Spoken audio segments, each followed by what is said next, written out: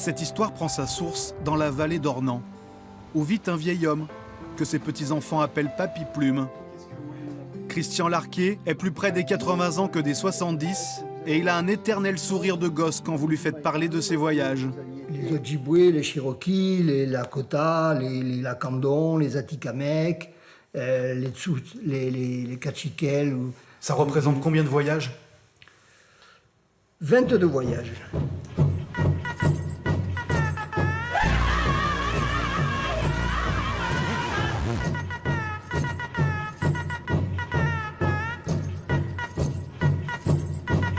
C'est un cadeau des chefs et des chamans du Midi-Wiwin. Dans son petit bureau, notre Papy Plume nous montre des trésors. Oui, réellement, des objets à la valeur inestimable pour tout ethnologue. Des présents offerts à Christian par les chefs des tribus. Ça, c'est un bâton de prière. On retrouve les 4 directions, on retrouve les 4 forces, on retrouve toujours les mêmes choses. Hein. Et puis la plume d'aigle, parce que l'aigle est l'animal qui s'approche le plus de Wakantanka, du grand esprit. Ça c'est du kinikinik. C'est quoi du kinikinik? C'est le tabac qui sert dans les pipes. Il y a 70% de tabac, vous avez de la saule rouge, vous avez de la sauge hallucinogène, plus ou moins, parfois des champignons, parfois autre chose. Chaque chaman fait son propre tabac. Et vous êtes un réseau de distribution à Ornans ou pas du tout? Non, ça va. C'est l'oncle de Christian qui, à l'âge de 10 ans, lui fit découvrir une cérémonie amérindienne. Un enfant est peut-être plus sensible que n'importe qui au son, aux images.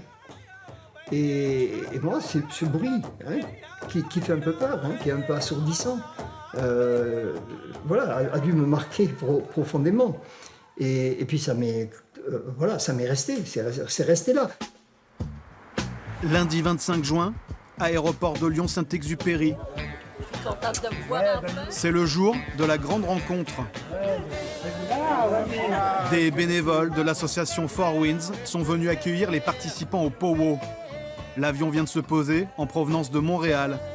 Pour les Mawak, Atikamekw, Innu, Lakota ou Comanche, ce sont les premiers pas sur le sol français. Oui, contente, puis en même temps, je pense que c'est un moment important pour faire de l'histoire aussi. Je pense que le peuple ici, français, n'est pas trop au courant de la réalité des peuples autochtones, évidemment, et l'importance des cérémonies, des vraies cérémonies en fin de compte. Et vous êtes là pour ça? Et on est là pour ça. Mais le départ pour Ornans, ce n'est pas pour tout de suite. Il faut attendre un autre vol. Car pour la première fois, des représentants de tribus guyanaises ont aussi fait le déplacement. Pas trop fatigué? Un peu, mais avec la force de rencontre là, il y a l'énergie qui est ressortie. Ouais. Vous êtes parti hier? Oui, hier de Cayenne.